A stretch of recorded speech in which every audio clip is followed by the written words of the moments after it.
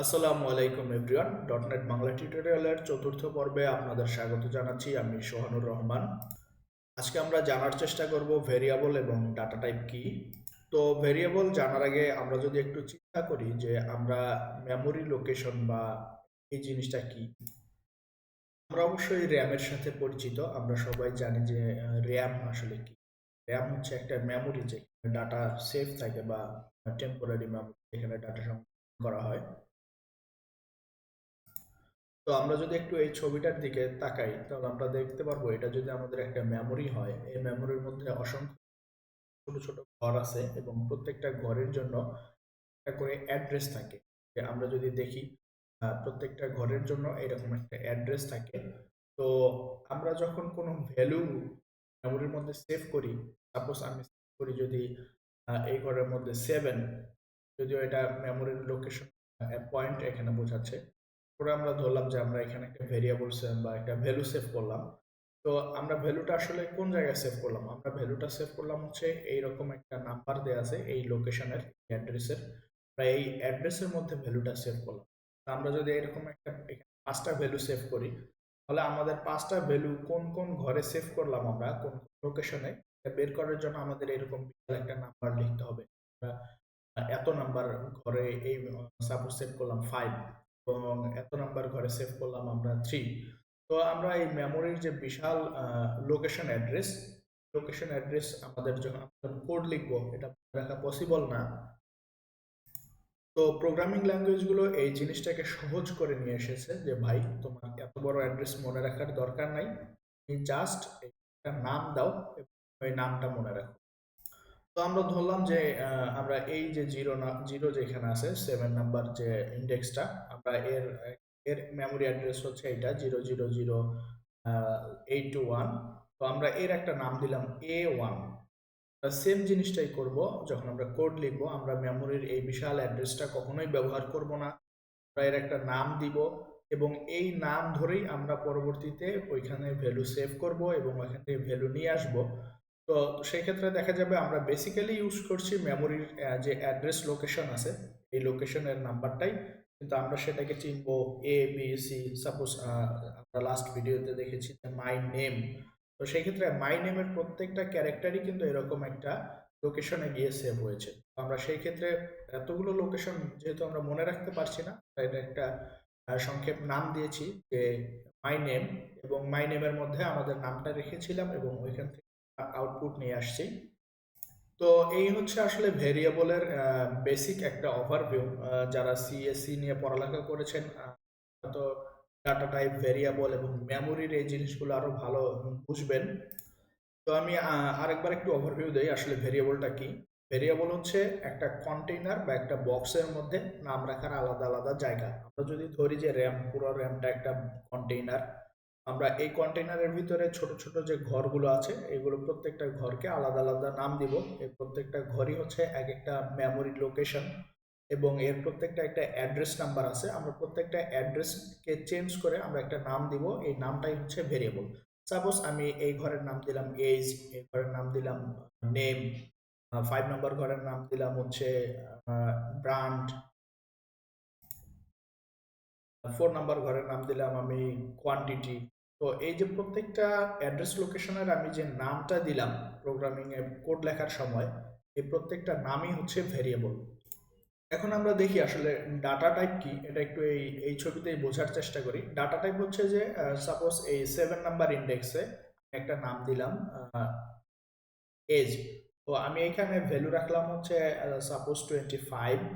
তো এখানে যে আমি 25টা রাখলাম এটা আসলে একটা নাম্বার বা ইন্টিজার। তো এই যে আমার নেম দেয়া ভেরিয়েবল, আমার যে মেমোরি লোকেশনে আমি নেমগুলা দিলাম, এই নেমের মধ্যে আমি যে ভ্যালুটা রাখবো এই ভ্যালুটা কি ধরনের ভ্যালু স্টোর করবে। সেটা কি কোনো ক্যারেক্টার স্টোর করবে বা কোনো টেক্সট স্টোর করবে, সেটা কোনো নাম্বার স্টোর করবে, সেটা কোনো ডেসিমাল পয়েন্ট স্টোর করবে, নাকি ট্রু ফলস বা সত্য মিথ্যা স্টোর করবে। এই যে ডাটার যে ধরন, আমি যে এখানে ডাটাটা রাখবো এটার যে ধরন সেটাই হচ্ছে আসলে ডাটা টাইপ। এখন যদি আমরা এই ইমেজটার দিকে একটু তাকাই তাহলে আমরা দেখতে পারবো যে ডাটা টাইপকে আসলে আমরা প্রাথমিকভাবে দুই ভাগে ভাগ করতে পারি। এটা হচ্ছে প্রিমিটিভ ডাটা টাইপ। তো প্রিমিটিভ ডাটা টাইপটা কি? প্রিমিটিভ ডাটা টাইপটা হচ্ছে যেটা সরাসরি ভ্যালু ক্যারি করে। আমরা এই কারণে এটাকে বলি ভ্যালু টাইপ বা ভ্যালু টাইপ ডাটা। তো এটা আসলে আমরা এখানে যে আমরা integer, float, double, character, boolean, byte যেগুলোতে আমরা ডিরেক্ট ভ্যালু রাখি, এই ডাটা টাইপগুলোকেই আমরা প্রিমিটিভের মধ্যে নিয়ে আসি। আর নন প্রিমিটিভ ডাটা টাইপ যেটা, এটাকে আমরা আবার আরেকভাবে বলি রেফারেন্স টাইপ।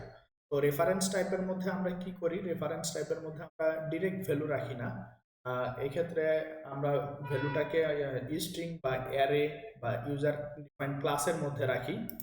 তো সেই ক্ষেত্রে যখন আমরা রেফারেন্স টাইপ ডাটা ইউজ করি বা রেফারেন্স ডাটা টাইপ ইউজ করি, সেই ক্ষেত্রে ডাটাগুলো একটা হিপের মধ্যে স্টোর হয় এবং ওই হিপের থেকে ভ্যালুটা নিয়ে এসে আমাদেরকে দেখায়। তো সংক্ষেপে যদি আমি আরেকবার বলি, প্রিমিটিভ এবং নন প্রিমিটিভ বা ভ্যালু টাইপ এবং রেফারেন্স টাইপের মধ্যে পার্থক্য কি? ভ্যালু টাইপ যেটা, সেটা হচ্ছে নিজের কাছেই ভ্যালুটা স্টোর করে। আমি যদি লিখি ভেরিয়েবল ইন্টিজার a = 5, এর মধ্যেই ডিরেক্ট ভ্যালুটা থাকে। এটা হচ্ছে ভ্যালু টাইপ ডাটা।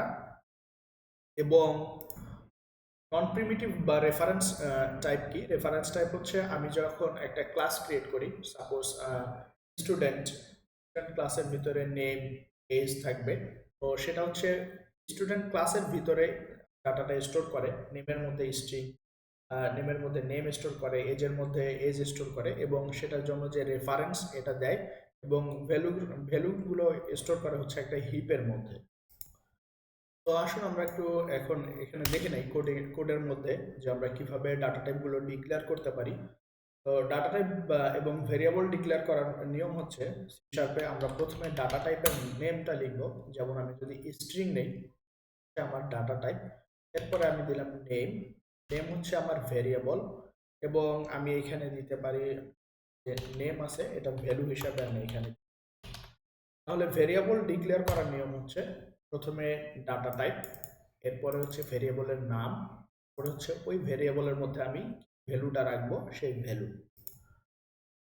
তো এই ক্ষেত্রে দেখা যাচ্ছে যে নেমের নিচে একটা গ্রিন লাইন আসছে, কারণ হচ্ছে ভ্যালু নেভার ইউজড, অর্থাৎ আমি এই ভ্যালুটা এখানে ডিক্লেয়ার করেছি, ভেরিয়েবলটা ডিক্লেয়ার করেছি, কিন্তু এই ভেরিয়েবলের যে ভ্যালুটা সেটা আমি ব্যবহার করি নাই। তো সেই ক্ষেত্রে যদি আমি এখানে হ্যালো দিয়ে মাই নেম দিলাম, এখানে দেখা যাচ্ছে যে এই গ্রিন লাইনটা চলে গেছে। এর কারণ হচ্ছে ভেরিয়েবলটা এখন আমি করেছি, তার মানে এটা আনইউজড ভেরিয়েবল না। আমরা যখন এরকম গ্রিন লাইন দেখব, তখন আমাদেরকে একটু ওই গ্রিন লাইনের উপরে মাউস নিয়ে গিয়ে দেখতে হবে আসলে গ্রিন লাইনটা কি কারণে দিচ্ছে, value unused or value null, possibility নাল।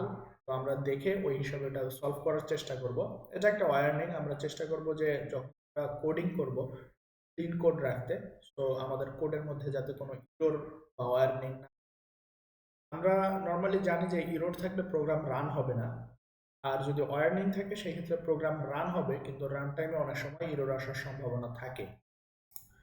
এখন যদি আমি আরো খুব দ্রুত কয়েকটা ডাটা টাইপ দেখি, হচ্ছে যে ইন্টিজার এজ,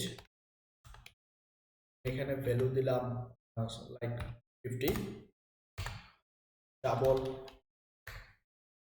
প্রাইস, এখানে জাস্ট একটা ভ্যালু দিলাম। এরপর আমি দিতে পারি বুলিয়ান, ফলসের জন্য অ্যাভেলেবল বুলিয়ান।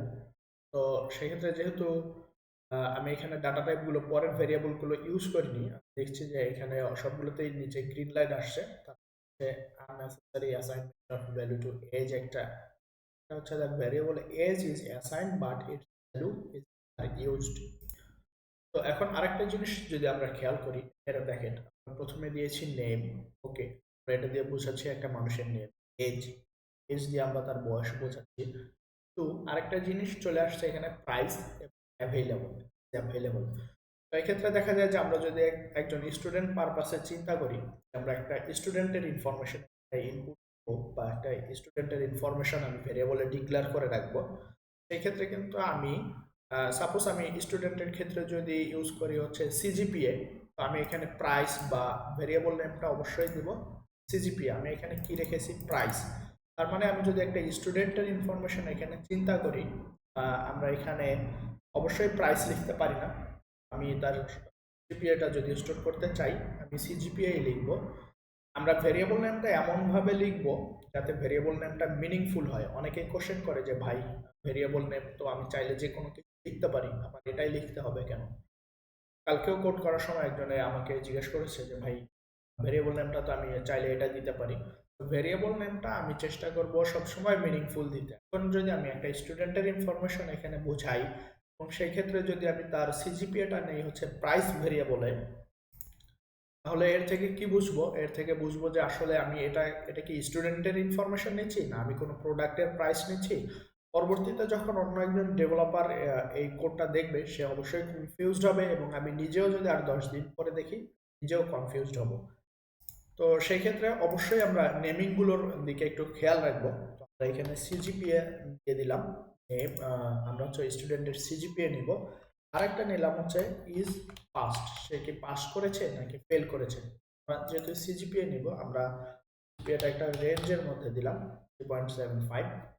তো এখন যদি আমি দেখি ওকে ঠিক আছে, এখন এটা দিয়ে একটা স্টুডেন্টের ফুল ইনফরমেশন বোঝাচ্ছে। তো আমি সেই ক্ষেত্রে আরো মিনিংফুল করতে পারি এটা, আমি সেই ক্ষেত্রে স্টুডেন্ট নেম দিতে পারি এখানে স্টুডেন্ট নেম,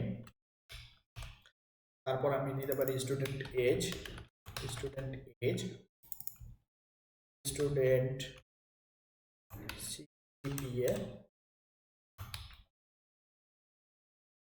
তারপর আমি দিতে পারি ইজ পাস্ট। ওকে, তাহলে আমার এখানে সবগুলোই মোটামুটি বোঝা যাচ্ছে যে এগুলো একটা স্টুডেন্টের ইনফরমেশন। আমি স্টুডেন্টটা এখানে কেন রিপিট করছি, কারণ আমাদের এখানে কোনো অবজেক্ট ক্রিয়েট করা নাই, আমরা জাস্ট ভেরিয়েবলের মধ্যেই লিখে রাখলাম। যখন অবজেক্ট ওরিয়েন্টেড পার্টে যাব তখন আমরা আসলে এই স্টুডেন্টটা বারবার ইউজ করব না, তখন আমরা ক্লাস অবজেক্ট ইউজ করে আমরা ভেরিয়েবলগুলো বা প্রপার্টিগুলো ডিক্লেয়ার করব। এবং আমরা সেম জিনিস দেখছি যে সবগুলোর নিচে একটা গ্রিন লাইন আছে, কারণ ভেরিয়েবলগুলো আমরা ডিক্লেয়ার করেছি, আমরা ইউজ করিনি। সেই ক্ষেত্রে যদি আমি একটু এখন কনসোল ডট রাইট লাইন করি, আমরা জানি যে কনসোল ডট রাইট লাইন দিয়ে আমি এটার থেকে কোনো একটা আউটপুট আমি নিয়ে আসতে পারি এবং কনসোল ডট রিড লাইন দিয়ে আমি সিস্টেমকে কোনো ইনপুট দিতে পারি। এখন যদি আমি কন্ট্রোল F5 প্রেস করি অথবা আমি যদি এই গ্রিন বাটন থেকে প্রোগ্রামটা রান করি তাহলে আমি একটা আউটপুট দেখতে পারবো। ওকে, আমি যদি এখন কনসোল উইন্ডোটাতে খেয়াল করি আউটপুট উইন্ডোটাতে, তাহলে আমি দেখতে পারবো স্টুডেন্ট নেম চলে এসেছে, এজ স্টুডেন্টের এজ চলে এসেছে, যদিও স্টুডেন্ট এজ 50, এটা আসলে একটা সারপ্রাইজিং। সিজিপিএ চলে এসেছে এবং পাস্ট সে ট্রু না ফলস সে করেছে কিনা সেটা চলে এসেছে। তো এই হচ্ছে আজকের আমাদের ওভারভিউ যে ভেরিয়েবল কি, ডাটা টাইপ কি, এবং হচ্ছে আমরা কিভাবে ভেরিয়েবলগুলো ডিক্লেয়ার করব। আমরা অবশ্যই এই জিনিসগুলো একটু ভালোভাবে বোঝার চেষ্টা করব। আমি একটু সায়েন্সের ভাষায় সিএসসির ভাষায় বোঝানোর চেষ্টা করেছি মেমোরি লোকেশন দিয়ে, যদিও এটা কঠিন লাগতে পারে। তো আপনারা অবশ্যই কমেন্টস করে জানাবেন। যদি ভিডিওটা ভালো লাগে অবশ্যই লাইক দিবেন এবং চ্যানেলটা সাবস্ক্রাইব করবেন। ধন্যবাদ।